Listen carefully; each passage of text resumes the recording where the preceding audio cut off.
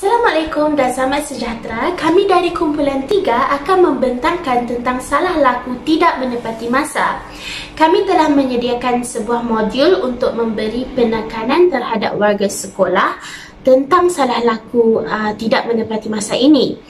Ia turut juga ditekankan pada pelajar supaya mereka sentiasa menghormati peraturan sekolah yang telah dirangka dan mendisiplinkan diri dalam semua hal.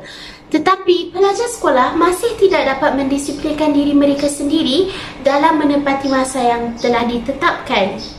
Jadi, definisi ketepatan masa tertakluk kepada pelbagai pandangan. Menurut Kamus Dewan, ketetapan masa merupakan persetujuan secara lisan atau bertulis untuk melaksanakan atau untuk memberikan sesuatu. Manakala ada yang berpendapat bahawa ketepatan masa bermaksud kualiti seseorang untuk berhati-hati, rajin untuk melakukan sesuatu pada waktunya. Ringkasnya, kita boleh mengatakan bahawa menepati waktu merupakan perlakuan yang mencirikan seseorang individu untuk sentiasa melakukan sesuatu tanggungjawab maupun tugas mengikut waktu yang telah ditetapkan atau dipersetujui secara lisan atau bertulis.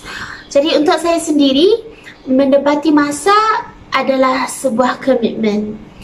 Jadi, tingkah laku tidak pentingkan masa ianya termaktub dalam pelbagai kesalahan seperti berkeliaran di kawasan sekolah, datang lewat ke sekolah, lewat ke perhimpunan, makan di kantin luar masa rehat serta lewat pulang ke asrama.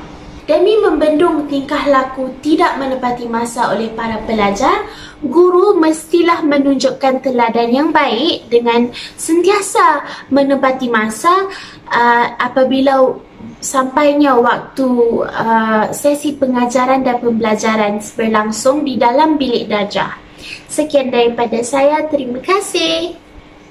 Di dalam modul ini juga terdapat pernyataan tentang kepentingan menepati masa.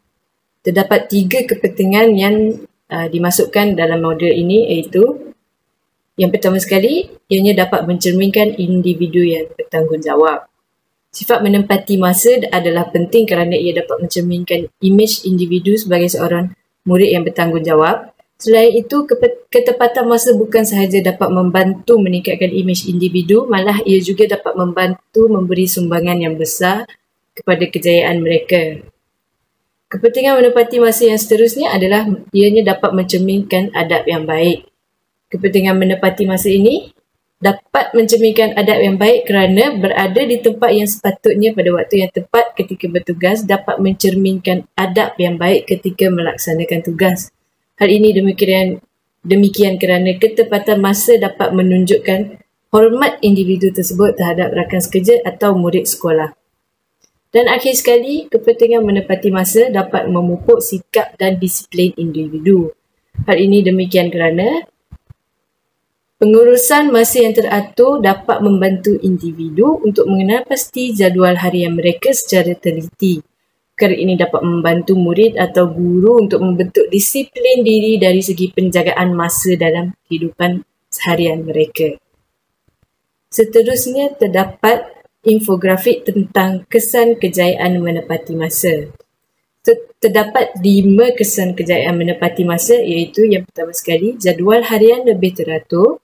Yang kedua, segala urusan dapat dilaksanakan dengan lebih terurus. Yang ketiga, dapat menyemai sifat tanggungjawab dan amanah.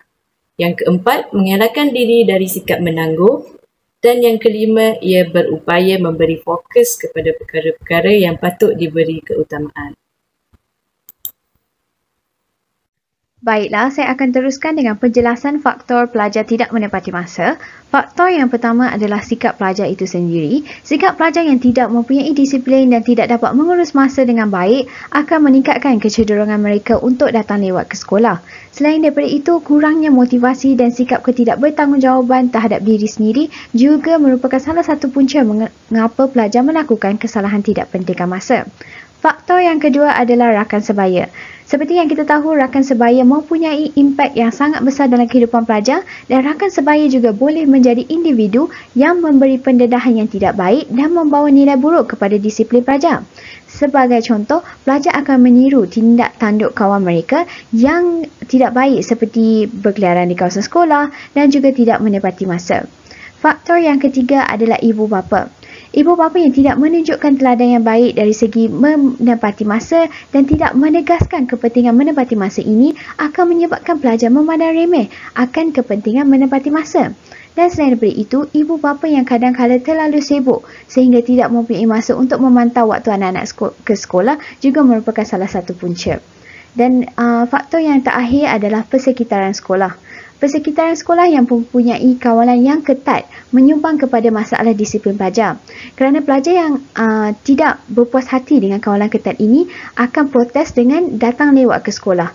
Dan persekitaran yang tidak ceria pula akan menyebabkan murid hilang rasa minat untuk belajar dan mengambil peluang ini untuk berkeliaran di kawasan sekolah. Jadi itu sahaja empat faktor iaitu sikap pelajar, rakan sebaya, ibu bapa dan juga persekitaran sekolah.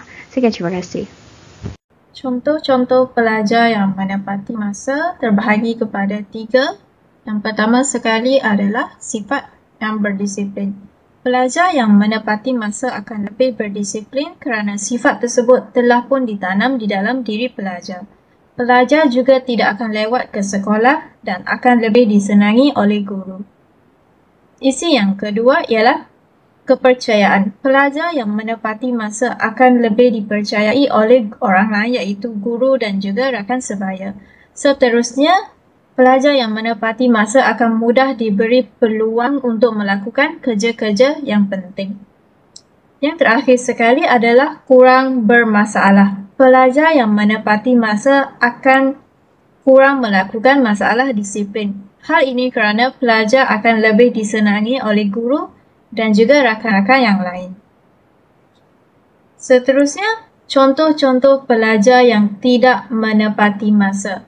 Yang pertama sekali adalah bermasalah. Pelajar yang tidak menepati masa akan bermasalah dalam pelajaran dan juga aktiviti harian. Pelajar yang tidak menepati masa sering lewat ke sekolah dan mereka tidak akan menyiapkan kerja sekolah. Isi yang kedua adalah kepercayaan. Pelajar yang tidak menepati masa akan hilang kepercayaan daripada rakan sebaya dan juga guru. Seterusnya, mereka akan suka untuk diberi peluang khususnya untuk melakukan kerja-kerja yang penting. Terakhir sekali adalah tidak disenangi. Pelajar yang tidak menepati masa tidak akan disenangi oleh guru dan dibenci oleh guru dan juga rakan sebaya. Pelajar ini akan sering mengabaikan arahan guru dan memberi masalah kepada rakan yang lain. Baiklah, seterusnya saya akan menerangkan cara-cara atasi salah laku tidak menepati masa. Sebagaimana kita maklum, cara yang paling ampuh untuk kita atasi masalah salah laku ini adalah bermula dengan diri sendiri terlebih dahulu. Tidak kira guru ataupun pelajar ataupun sesiapa juga yang mengalami masalah salah laku tidak menepati masa. Jadi perlu difahami di sini bahawa konsep tidak menepati masa dalam kalangan pelajar bukan sahaja terletak pada kelewatan datang ke sekolah, tetapi juga tidak menyiapkan tugasan mengikut waktu yang diberikan juga merupakan salah laku tidak menepati masa. Antara cara-cara yang boleh dilakukan oleh seseorang individu untuk atasi salah laku tersebut adalah yang pertama, tidur awal. Kerana tidur di awal waktu dan secukupnya membantu pelajar untuk membuat persediaan awal ke sekolah dan juga dapat menghantar tugasan mengikut waktu yang telah ditetapkan. Kerana tidur yang berkualiti boleh membentuk individu tersebut untuk cergas dan fokus pada aktiviti harian mereka. Kebiasaannya orang-orang yang tidak menepati masa ini, mereka tidak fokus dan berasa lemau terhadap aktiviti seharian, menyebabkan mereka tidak bersungguh-sungguh dalam sesuatu tugasan. Seterusnya, membuat jadual. Mempunyai jadual waktu merupakan salah satu cara untuk pelajar mendisiplinkan diri dan juga mematuhi dengan mendisiplinkan diri dan lebih menghargai masa. Apabila seorang itu mempunyai perancangan yang teratur, tidak akan ada ruang waktu-waktu yang terbazir lah.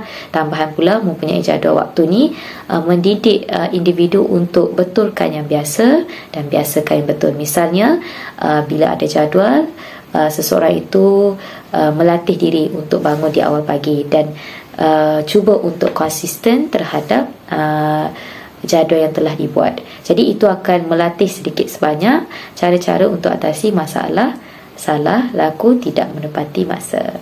Assalamualaikum warahmatullahi wabarakatuh dan salam sejahtera.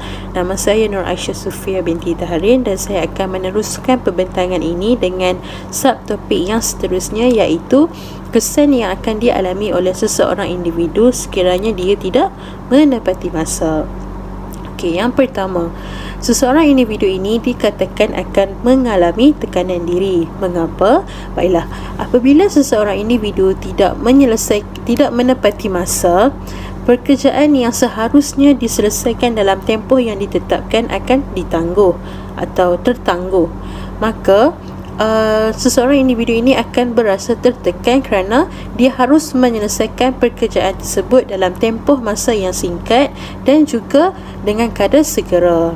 Okey, yang kedua, sukar menentukan ketentuan diri. Ketika semua pekerjaan yang harus diselesaikan telah bercampur aduk kerana tidak menepati masa, seseorang individu ini akan mengalami masalah dalam menentukan pekerjaan manakah yang harus diselesaikan dahulu, walaupun kesemuanya adalah mustahak dan perlu diselesaikan dengan kadar segera. Okey, yang ketiga, kualiti kerja menurun. Apabila semua pekerjaan telah ditangguh dan dihimpun dalam satu masa yang sama, seseorang individu akan terkejar-kejar untuk menyelesaikan kesemua pekerjaan tersebut pada saat-saat akhir. Oleh yang demikian, kualiti kerjanya akan menurun disebabkan ingin mengejar masa dan juga ingin menyelesaikan kesemua pekerjaan tersebut mengikut tempoh masa yang telah diberikan. Baiklah, itu sahaja daripada saya. Sekian, terima kasih.